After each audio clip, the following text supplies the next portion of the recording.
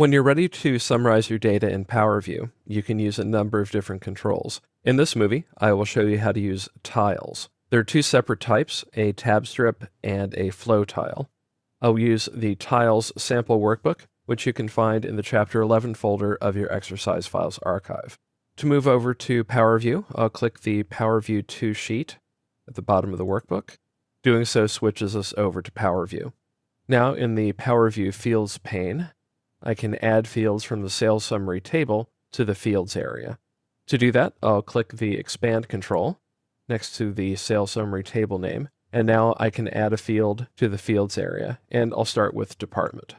Adding that field creates a table in the body of the PowerView sheet. If for some reason you can't drag the field header to the fields area, then check the box next to its field to add it. Now with the table selected, I can tell it's selected because I can see its outline. On the Design tab, I'll click the Tiles button. Doing so displays this data as a series of tiles, and when I hover the mouse pointer over the edge of the control, its edges and grab handles appear. So I'll just go ahead and resize it so that I can see balance, dance, and play.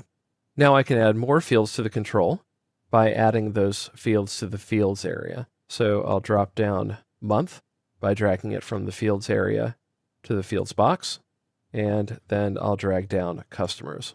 And as before, if you can't drag the field header down to the fields area, check the box next to its name to add it to the fields area. Doing so creates a tab strip that displays the department, also shown here, and the month and the number of customers.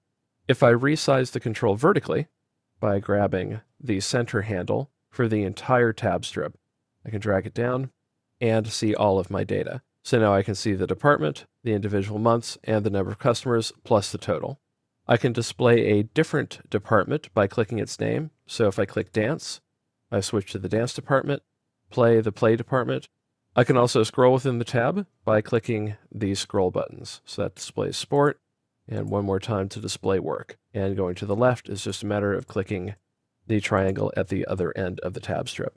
I can change the tile's type by clicking the Tab control, and then again on the Design tab, clicking the Tile Type button, and instead of Tab Strip, click Tile Flow.